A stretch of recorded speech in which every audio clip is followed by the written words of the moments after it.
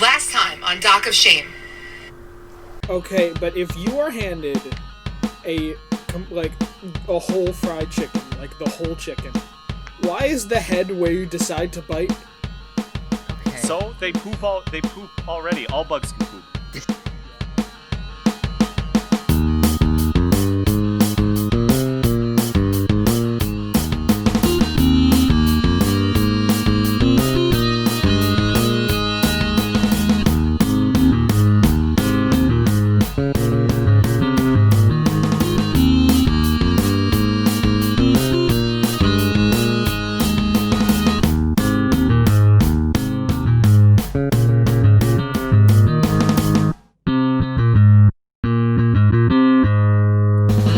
Welcome, campers, to the Dock of Shame podcast. My name is Matt. I will be your host for today, along with these goofballs.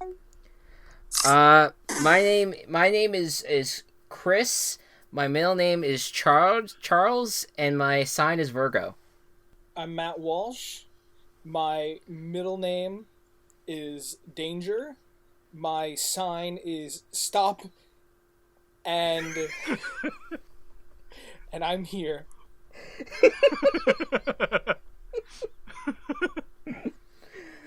My name is Gabe. My sign is PD Stryan. And, yeah, I don't know what else to fucking say. Do you have a middle name? Oh, yeah, it's, I don't want to say it, though. Okay, fair enough. Even, do you want to make up a middle name for yourself? Danger 2.0. Danger 2. Danger Junior. No, it's just the. It's just the Gabe.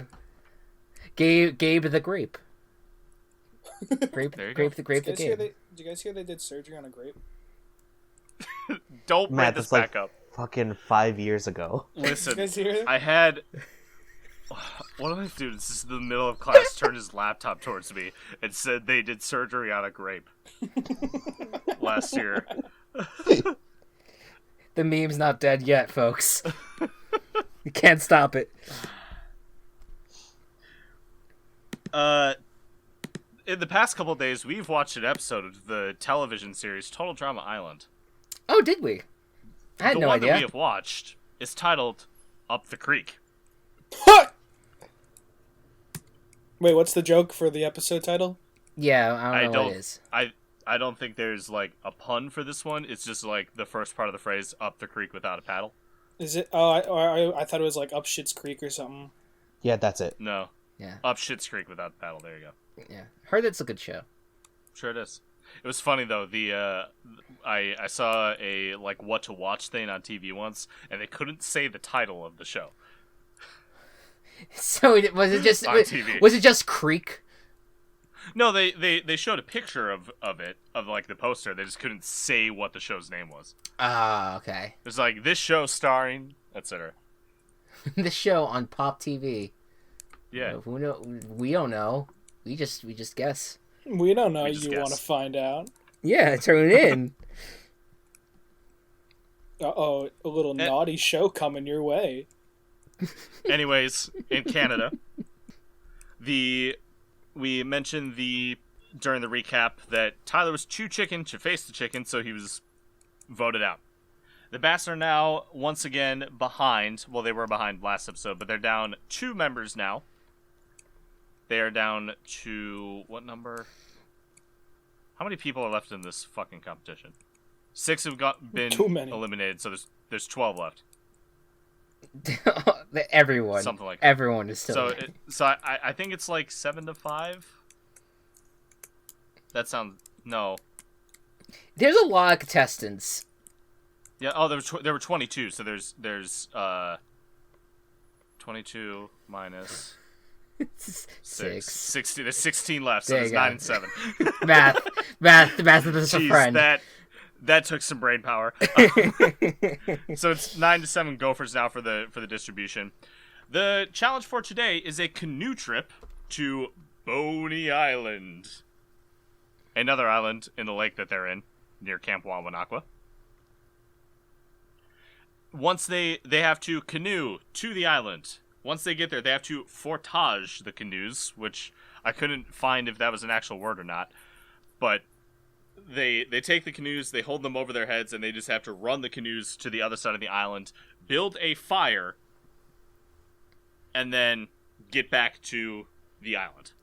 So again, we discussed this slightly in the previous episode. Chris really loves just making these competitions up on the spot. Why do you have to go all the way to another island to make a fire, while all the materials to make a fire are right here in the flesh? I think it's you need to do the canoeing part too.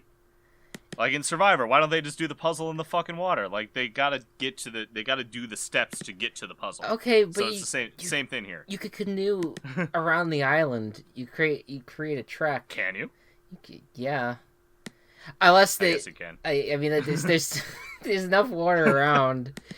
Right. It's because the island is cursed. Yeah, well, I think that's what it is cursed. Ultimately, I think Yes. that's why they wanted to introduce this other they wanted to introduce a concept of a chaotic island out there, even though that the regular island itself is still chaotic on its own. But they're adding this little cursed island to really torture them, truly and thoroughly. Yep. Chris does take note to mention, though, as Matt said, that the island is cursed. And if you take anything off of it, you will be cursed forever. Spooky. So they all go to the beach to get to their canoes, and Beth just runs out of the bathroom. Weird that production or Chris just didn't wait till everyone was there before he explained the challenge. They're on a time schedule, man. True. But she asked what she missed. Chris just says canoes and points her to the beach. We get a sequence here where all of them are choosing their canoes, choosing their partners who they want to ride with. Cody wants to woo Gwen. I think those were his own words. He wants to be in a canoe with her. And Gwen's trying to get away from him to get with Trent, but Beth and Lindsay end up going with Trent anyway. So Gwen reluctantly agrees and says, "Fine, but I'm in charge." To which Cody replies, "That's the way I like it." True simp. a true simp. Real quick, not to go back out of order here, but Yeah. there was a point while Chris was explaining the challenge where he said, what was this word that he used for canoeing? There's like a Portage. portage. I believe that is carrying the canoe above your head. Yeah, so Jeff didn't know what it meant, and while Chris was trying to explain it to him, a fly went in his ear out the other side. I missed that part. And I wrote down the fly is a better character than Jeff. Oh no. Oh, poor Jeff. That's weird. What even is your character? Yeah, what is he trying to be? Yeah, I don't know. The cool party dude, I guess. I don't know. Yeah, cool party dude. But also simp? But also simp. Yes, absolutely. Yeah. Gwen compares Cody to an annoying brother because he's annoying, and she wants to hook up. She uses the words "hook up" with Trent, which would be weird in this instance. That's weird. Izzy ends up on a canoe with Lashana and is talking about all of her wilderness skills, and mentions that she's 187th Cherokee, which is not really how fractions and hereditary works because that's an odd number. I think we could all say that we're 187th of something. I don't think we can. I don't think we can because I also think 87 is not a prime number. But well, okay. Regardless, I meant all I mean is that she's claiming that she's something where she clearly isn't. She's just trying to. Absolutely, it's not. It's not that Izzy's claiming that I take problem with. Obviously, she probably isn't. But the number 187th doesn't work with hereditary things. Huh. Because you get things from two parents. It's in halves and sixteenths and quarters and such. One of them reproduced by budding. Right. Okay, there that's you go. the only explanation with Izzy actually would make a little bit of sense. Yeah, exactly. I believe it. Cool. That's So- bullshit, but I believe it. Bridget kind of waves, and Jeff thinks that Bridget's waving at him, but Bridget goes with Courtney instead. But Jeff gets to go with DJ, who's his bro. Yeah, bro. Bro. Owen and Heather end up being the only gopher combination left. Mwah. Mwah. Which is Beautiful. perfect. Beautiful. Mwah. Perfect. DJ and Jeff are talking. DJ's really worried about this challenge because he is scared of water, because one time he did a butt flop into a pool, and per his story, his trunks went so far up his butt that he had to go to the hospital. Yeah, it happens. Yeah, It happens. I mean, isn't that like a norm for people? Doesn't that like happen every year? Yeah. I don't know. Yeah. Yeah. Yeah. See, okay. see, Walsh gets it. Yeah, see? Yeah. Okay. But Jeff kind of reassures DJ. He's like, "No, you're thinking of kayaks. Unless the waters are like super bad, this will be fine." So Jeff helps out DJ to get him over his fear. DJ responds with That like, works. "Wait, water can be bad?" Something Yeah, along that was those funny. lines. Cody is trying to get the canoe in the water, but can't do it. He's just dragging. And it's not working. And then, who says this? Owen. Oh, Owen's... So, Jeff and DJ are in the water. It's going smooth, and then Owen and Heather come floating by. Owen's going, "If this canoe's a rockin', don't come a-knockin'." And then Heather hits him. It's funny because Yeah. he means sex. Yes. They all get lined up eventually, and Chris shoots a gun. They all go off, and then a bird falls from the sky. And this is probably one of my favorite lines in the show. That's gonna provoke some angry emails. I feel like if you're worried about angry emails at this point, man, you have not been paying attention to your own behavior, Chris. Also, just in the fiction of if this were an edited reality show in universe, Oh, absolutely. that they would include that in the broadcast. Imagine, remember the days when you would be angry at something like a TV show, and that you would your first thing that you do is to email them. Yeah, Man, jeez. those are the days. That's weird. When did the show come out? 2007 in Canada, 2008 in the United States. Yeah, that makes sense. Yeah, Facebook kind of was like Facebook became like a thing in like 2005, but I don't think really like had a lot of steam until like a few years later. Yeah, right. So Cody decides to ask Gwen out, and she rejects him, rightfully so. But he keeps asking. He's like, "So is Saturday okay?" And it's not working. Cody sucks. Cody's one of those people that like he would buy one of those books that's like 3 secret words to make women chase you. Absolutely. I just really don't like how the guys in this game view women. Like it's so Right. I know people are gonna be like it's 10 years ago, whatever, but I'm like it just come on, it just I don't know, like it's very uncomfortable, a lot of these scenes how all these guys, but they're also, I mean, they're teenage guys, so they're notoriously idiotic anyway, but it's There's very, a little bit of leeway I'll give them because they're teenagers. yeah, but No, it's not the- teenagers running the show. No, the best guys are Owen, DJ, Harold. I would even I love Owen, but I would even question that, considering Yes. what happens at the end of the episode. But I say I agree. DJ is the coolest guy, for sure. Yeah. Anyways, the Izzy and Lashana are in their canoe. Izzy is telling the story of something she was doing that involved eating a koala with a bushmaster in Australia or something. She said, "Yeah, that was probably illegal." Yeah, Chris kills a bird, but Izzy talks about is the one that has all the PETA violations. Yep. One thing that I liked that was very subtle is that they couldn't show the gun being fired. Oh, interesting.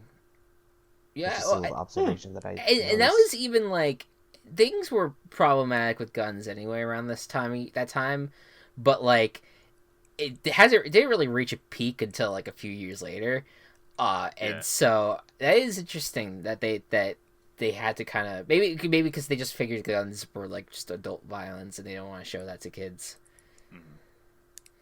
Are guns bad? Yeah. Someone should let guns know. Someone should like guns.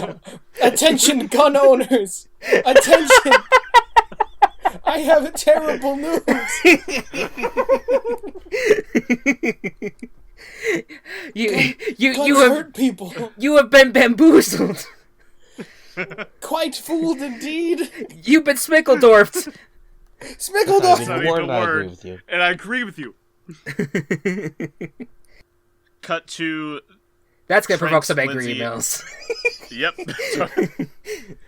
Joke's on them. They don't know our email. Follow us on Twitter at Dr. Shame. Oh no. Lindsay is flirting with Trent, and she's like laying on his lap, trying to like be all pretty and stuff. Okay, so this entire time, I've thought that there was going to be a point where they cut away and they show like Heather like informing Lindsay and Beth to do this stuff in order to keep Trent and Gwen separated, because Heather is that vindictive and has kind of like already done shit like that, but it never happened. So like, why is Lindsay and Beth like that? Like, I'm wondering why they were so intense on this. I think they think Trent is hot. And that was it. That was it. I think that's it. I think that's it. Because Heather's like a non-factor in this episode. She was even more of a non-factor. Like, this past 2 episodes, she's not really been a major part of it. Right. But I don't know. I really thought that there was like some more deep-seated planning done on that part. But never mind.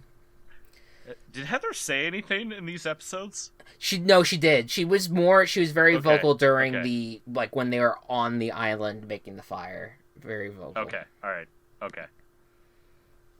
I just like Heather I just can't remember Heather contributing to this episode at all. Yeah. It was just her dealing with Owen the entire time, pretty much. Basically, yeah. Yeah. Next one is Jeff and DJ, and then Bridget and Courtney are both talking about the same incident but separately. Jeff gave Bridget a gift, and it was macaroni art of a little bowl. Wait, What do you guys think about this? Are we gonna talk about the pic? Wait, I thought it was like a photo frame. It was a photograph that was shaped like a heart. Photograph in a heart, but there was macaroni on the outside of that. Right. Why did you just said bowl? Yeah, it was like he said something about like putting your change in. Oh So yeah. it's Oh yeah, I think it was like a bank or something. I have no idea. It just looked like a it was photograph. just like it was a photograph. The heart like came out though, so like if you set it down, you can put shit inside it. Yeah. Okay. That's why I said bowl. Yeah, but it's not bowl shaped. So yeah, that's on me. No, you're fine. I got confused for a second. It is very weird. Yeah. No, but it's a weird gift, and that's what they're talking about. Yeah. Bridget and Courtney are kind of talking, and they're just like, "Wow, that was really stupid. That was cringe. You posted cringe, bro." God damn it. You're going to lose subscriber. And DJ and Jeff are talking, and Jeff's like, "Oh, it was cool, right?" DJ was like, "No, absolutely not. That was a dumb thing to do." And DJ gets it. DJ gets it. DJ knows not to come at a girl hard like that, or come at anyone hard like that. It's not even a gender thing. Yeah. Cut back to Cody and Gwen's canoe, and Cody calls out Gwen on the fact that she has a crush on Trent. Wait, hold on. And can I want to talk about the thing that Jeff made, Bridget for a second, because I just remembered that the photo of them isn't even a photo of them. It is two Yes. photos, like one of Oh, each of right. them that like were ripped at like the seams to be put together, and it is And like DJ's arm is there. yeah, and I think this was why I'm really like,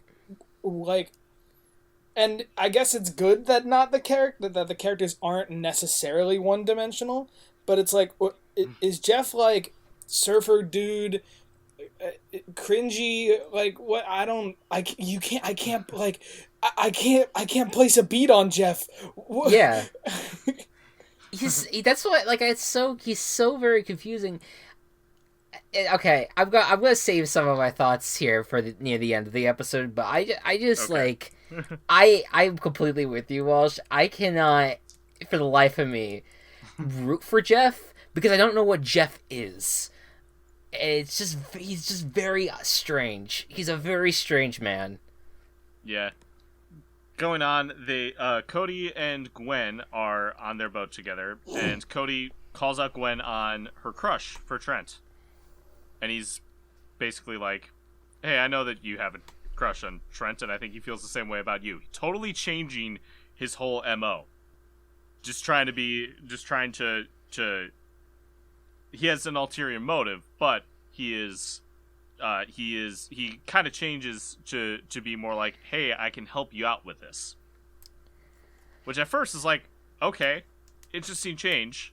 Cody's actually going to help out someone to get together with someone else. Well, I think His ulterior motive is because he made a bet with Owen that he would get Gwen's bra. right. So that's why I was saying that Owen maybe is not so innocent here. Also, Yeah. I would also say that he probably that was part of it. And I also think that he could not take too many more groin shots to the Yes. groin anymore. So I mean, boys are gonna do what they're gonna do, right? They're Right. want to they're obsessed At least- with panties, I guess. At least props to at least like making an attempt to not be shitty anymore. until the alternative motive is revealed. Exactly. So they get all of the canoes are now in fog approaching the island. They have to run through the forest with canoes over their heads. And this is actually kind of a situation where, despite being down in numbers, the bass actually have an advantage because they only have 3 canoes compared to the gophers' 4. Yeah, And this is when they're fromaging. fromage. It's fucking Fromage. like Oh, that was fucking. Portage. It is fortage. I was making a joke. It's fromage, as in like the fucking 1-2 switch game. That is Yes. Oh, the fire. quick draw thing. Fire fromage. Fromage. Omelette du fromage. Omelette du fromage. As they go in there, they come across a race of monster beavers, which apparently grow. I said grow. They live on Boney Island, are native to Boney Island, and despite being beavers, are meat eaters, adding to the Boney Island mystery. And Chris explains in a confessional, because he's probably not on the island at this point, and in fact he definitely isn't. So he just sent them into the woods, and at this point doesn't know what they're doing. Probably watching from his little like offshore tent or whatever. Yeah. I think the woolly beavers are kind of cute. Yeah, they're a cool character. I think they're kind of unnecessary. They also are very unnecessary. I agree. It's fine. As they chase the campers, you see a bear, the recurring bear, who, as they run by, just puts on some glasses Why? and then doesn't believe what he sees. So he wants to make sure. This is like a very heavy-handed version of the island being a character. Reoccurring segment. It's not, but this is very like, and I say heavy-handed meaning that they actually had to give the bear glasses in order for it to react to something like this. Yeah. The gophers end up getting stuck at a dead end, and the beavers just go away. Owen makes another joke, but like, did anyone pack a change of underwear with the toot in there? Wasn't really joking. No, he wasn't joking. And then birds then chase them the other direction. And the bear, still not able to believe what he sees, takes the glasses off and just breaks them. Cody's that's the bit. solution- That was the bit, guys. That's the bit. There you Yep, go. there you go. That was so funny. Cody decides to stop the birds, that he's gonna take out a loaf of bread that he had and throw it back at the birds. He just had Because it he in wanted his to have a pocket. picnic with Gren. But they were in his pants. I just love that the basically the sequence of events is Cody pulls out this bag of bread and sells and reveals that he was trying to have a picnic with Gwen, and the concern that Gwen has is that the bread was from his pants. That not anything else. Not the fact that he was even going to try to have a picnic with her, but that just that he had bread. I think it's the shock of you wanted to have a picnic with me and kept the bread in your pants. I mean, I guess it's combined fair. shock. Yeah, it's just like, I guess why was he hiding it? I guess, yeah, he had to hide it somewhere. That ends up working. As they're walking, Izzy mentions that they still have to get to the burning stuff part. The bass and gophers take different paths.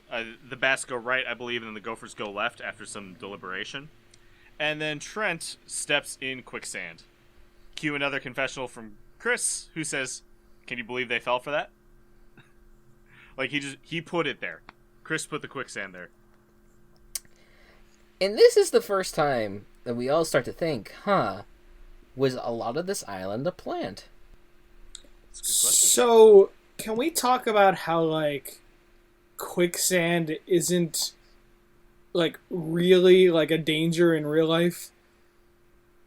How so? Even though it's played up to be such a danger in most cartoons. Yeah, real quicksand, like, doesn't, like, it can be, like, difficult to get out of, but it doesn't, like, suck people under the way it always looks like in movies and cartoons, because humans are less dense than fucking, like, wet sand, so they float. You know what you do gotta watch out for, though? For Corn silos. If you go into, like, if you go into the top of a silo, there's a lot of corn in it. I just imagined, If like, I'm you walking down the street, and, like, it's a dark and stormy night, and then, like, I turn around, and just underneath one of the fucking, like, street lights is a corn silo. Oh, no. It's the maniac. It's the corn silo. I have to get out of here.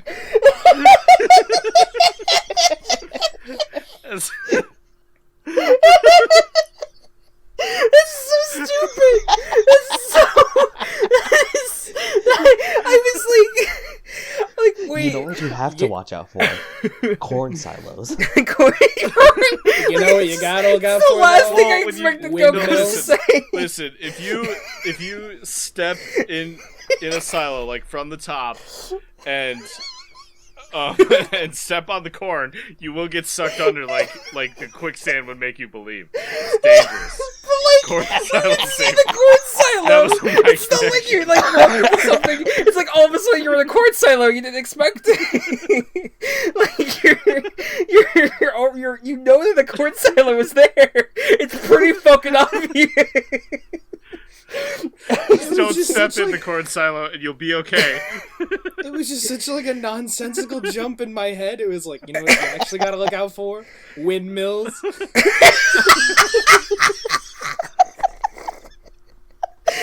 Listen. Listen. I can't. My stomach hurts. It's so fucking dumb.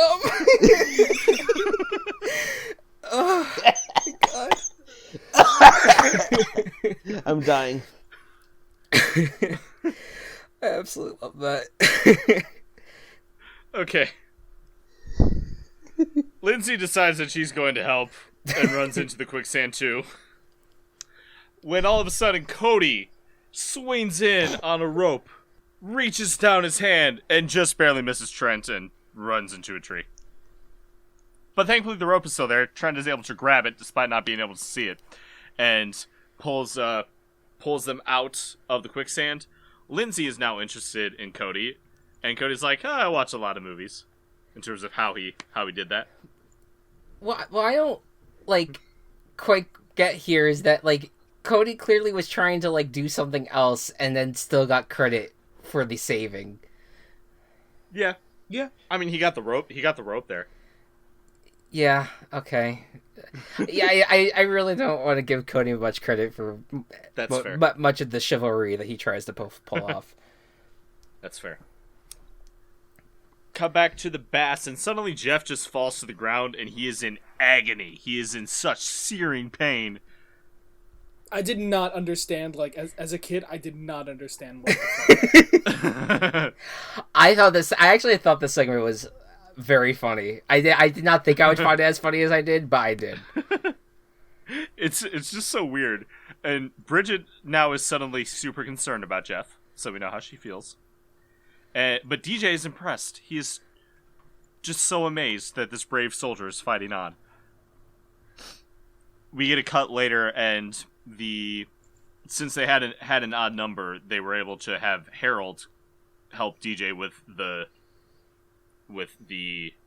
canoe that they were carrying, and they end up making it to the island. But there's this close-up shot on the splinter, and it's the most detailed that the show ever gets of Jeff's leg hair and blemishes and the splinter, and then it zooms out and you don't even see the splinter anymore. I love everyone just being like, the dude's fucking down, he can't go on, Yeah. he can't do, and it's a recurring theme. It's just that's so good. So good. Yeah. Bass end up getting their fire done first because Duncan has a lighter. And Chris is up in his helicopter and he's like, hey, there's no rules against lighters. Fucking... There's no rules against anything on this fucking island. Yeah. Exactly. But Yeah. Chris is holding a rule book, so some of it had to have been planned. It's full of his psychotic notes. As they really. are looking for wood, Beth stumbles upon a hidden immunity idol. Wait. And she takes it. It's not. It's not Survivor. I knew that Chris was gonna catch on. Yeah, to that. I was like, that's not. It's not immunity. But she finds it. She finds an idol, just this little tiki thing, Yeah. and takes it with her. It's like, oh, this looks cool. I'm gonna take it with me. Cody then offers Trent a drink, which probably was also from his pants. And does this. Trent refuses, but Cody lets him know that Gwen is into him. And Trent threatens him with violence if Cody's lying, but Cody's like, no, it's true. So, this is a good Cody moment. Like, hey, this girl is into you, and I know you're probably into her. You should do something about it. Like, I like some slight Cody development. Yeah, it's despite the ulterior motive. Like, it's refreshing. Yeah, for once, it's like he's not hot shit. It's great. Yeah. Hey, Trent, if you were into Gwen, why the fuck are you playing around getting in a boat with Lindsay and Beth? It's true. It's not True. I understand you're not tied down there, but... I think he's too, nice for his own good and doesn't realize what he's actually doing. Yeah, I don't think he would have said no to them. But I see where you're getting. Cut to Jeff, who's just dragging himself across the beach using the same voice clip. And then just throwing 2 twigs onto the fire. DJ suggests to Bridget that she should check out Jeff's wounds, since she had some medical training being a lifeguard. This is now DJ doing a bro thing, trying to help his friend out with with his predicament. And mentions in the confessional, he saved me from drowning, so I'm going to help him from stop drowning with the ladies. Perfect. I feel like Perfect there's a good phrase for that, but I'm gonna refrain from saying it. Well, that would be if Jeff was successful with girls. True. Which Anyways. you know, he just seems like he doesn't really have any good social cues within him. No. Anyways, they mentioned the bass mentioned that they need more wood. Harold freaks out, grabs all of their oars, and then throws them onto the fire. Why did he freak out? Because I think he was freaking out, looking around for wood. Because Courtney was like, "Hey, we need more wood," and then he just grabs the oars because that was the closest wood that he saw. But like, why did it happen? I don't know. What? Yeah, Because they needed question. conflict. They needed pointless conflict. Yeah, basically, Okay, essentially. okay. I think that they were doing what like Survivor tends to do, even though that's a real show, a real reality show. That they try to show like, oh, if this team loses, then this is probably someone this is probably a candidate to go home, like showing Harold having fucked up. It's a way to tease. It's the way to show the audience like, hey, It's anything like, can happen. This happens. Yeah. Yeah. Cut over to the Gophers, and Izzy has been making kind of like a bomb of some sort made out of tree sap and other things. She throws it onto the fire and it mushroom clouds. Nice. Gophers win this part of the challenge. I'm not sure exactly what the winning the fire part means. Yeah, I don't know what winning any of it that's meant. very subjective. Yeah, How- it's just I don't know. And can I just say, Izzy, I've determined at this point, is the character embodiment of chaotic neutral. Yes. Oh, it's not at this part. It's at another part, which we'll get to very, very soon. Go for it. Yep. So, the Gophers win that, so they get to like start back towards the camp. But she mentions that she was training with the reserves, kind of went AWOL, and the RCMP is currently after her, which is the Canadian Police Force. It's the Mounties. I was trying to figure out what that actually meant, so thank you for clarifying that. Royal Canadian Mounted Police. Okay, interesting. Yeah. So, just Canada is after her. Yeah, essentially, yeah.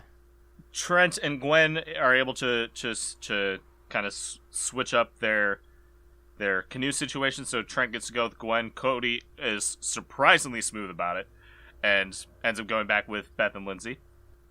And then as they're kind of floating away, the bass are trying to figure out how they're going to get back without fucking oars.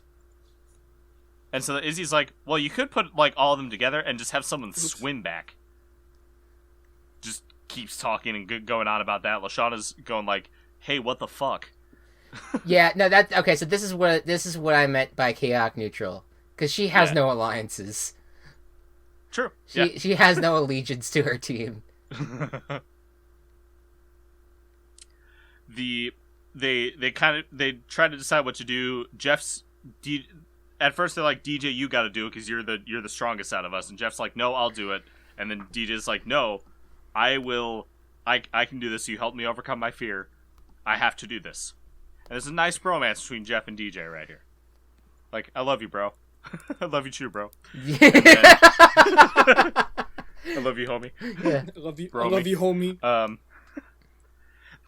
So as the Gophers are canoeing back, all of a sudden here comes DJ pushing 3 fucking canoes with 6 other people in them, just paddling like swimming the fuck super fast towards the island. He ends up like vaulting up onto the shore like with like a crash, and the bass end up winning.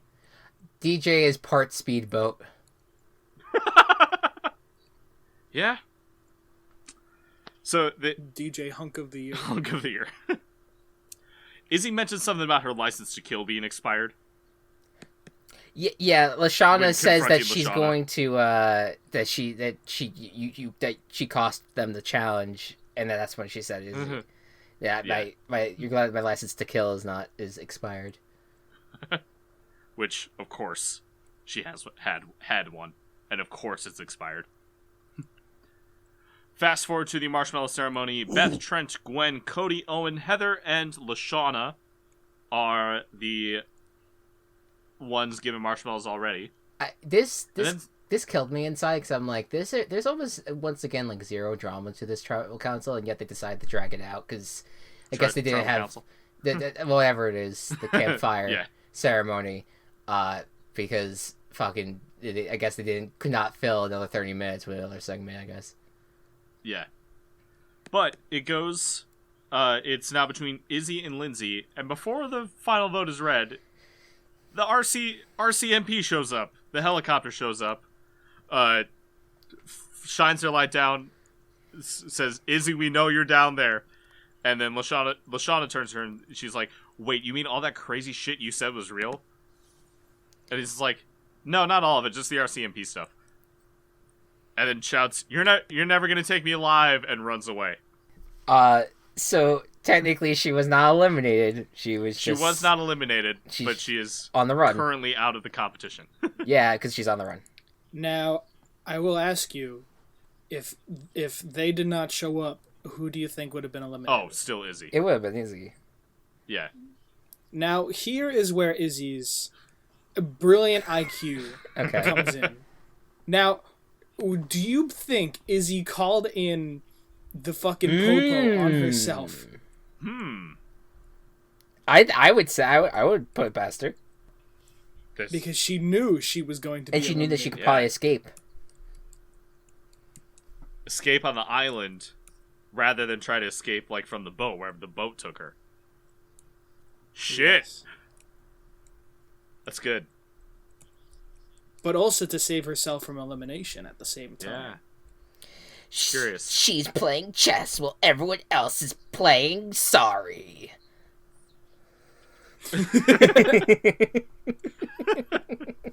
Oh. Cut to post. Listen, it's been our brand tonight. It's fine. Cut to the post marshmallow scene. Cody comes back. He has a present. It's Gwen's bra. He shows it to Owen. Owen now has to do Cody's dishes. Like, and Owen, like, this is like, it's just like, is that her bra?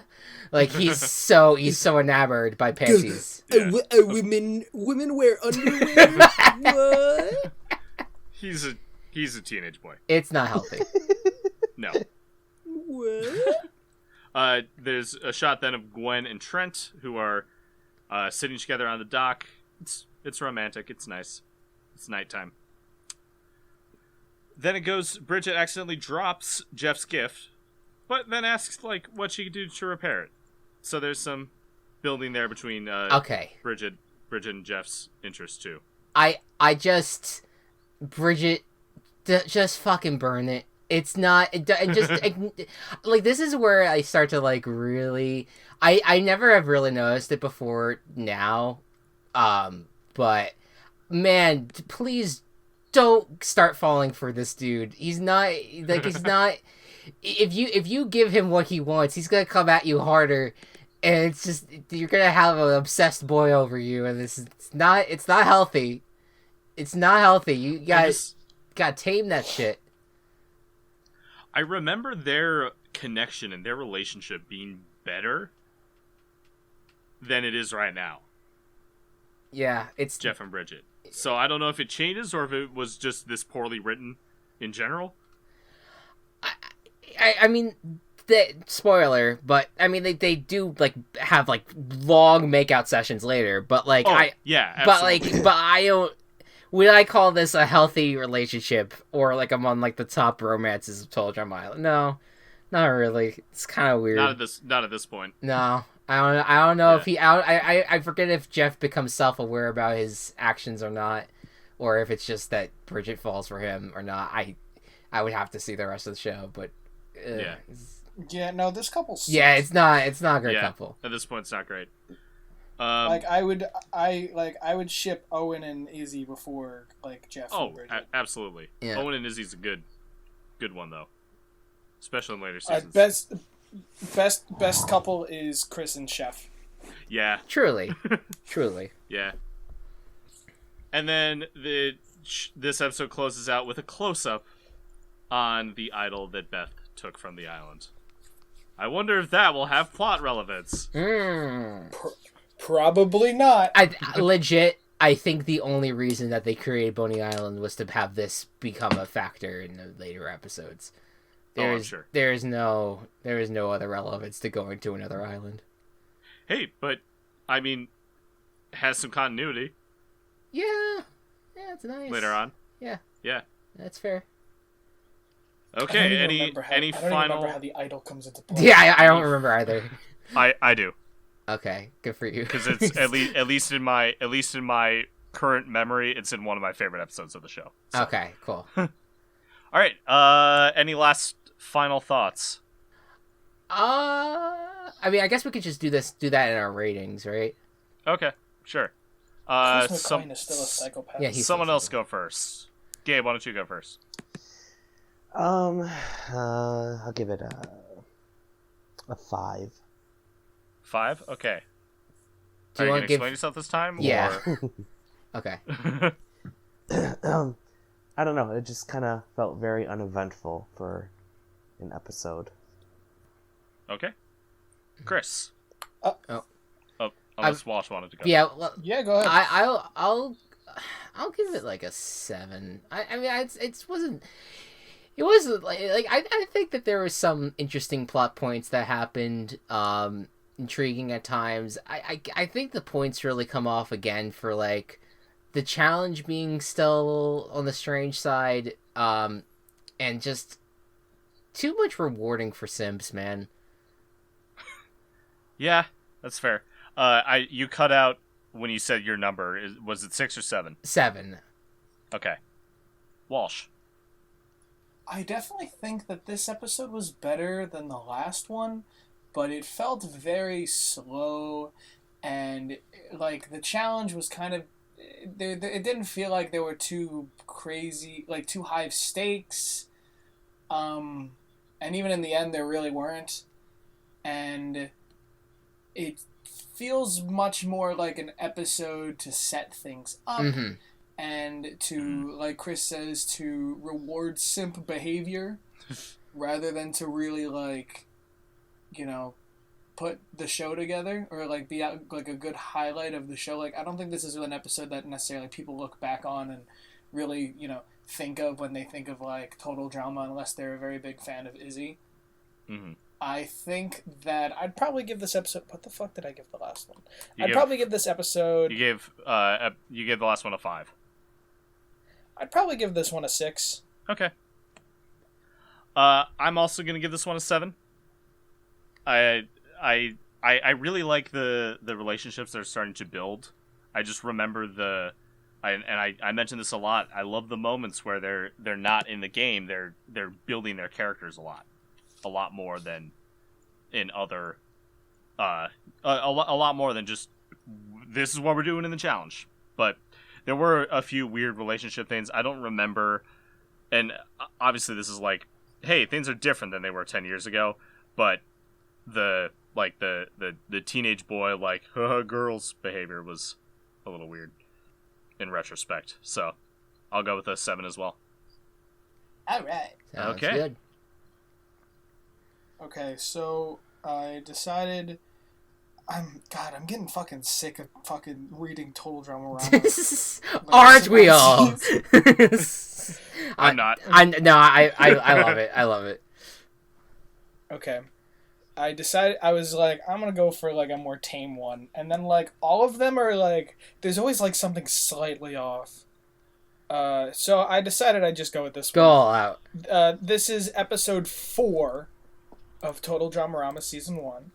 It's written by Miles Smith, and the title of the episode is Free Chili. When Owen accidentally puts his walkie-talkie inside a chili dog, the kids think it is an alien chili dog, especially Harold, who thinks that there are real aliens trying to take over the world.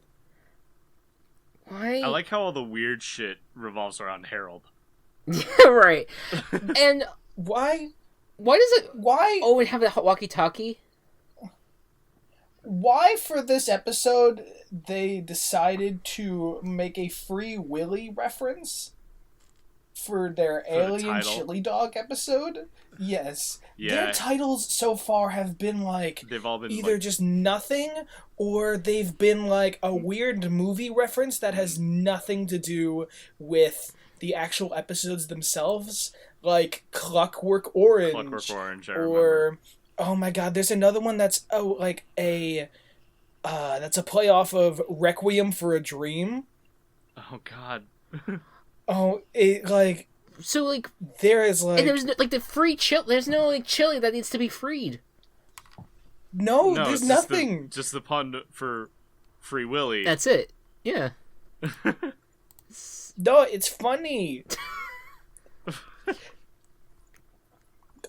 Or like, there's another one that's a play on like Dumb and Dumber, and it's like there's nothing. It's There's one that's a nothing. play on Risky Business. This is nothing you're working with. And like, and I think we brought it up before, but like half of these references, how are your demographic that watches the show gonna know what any of these references are?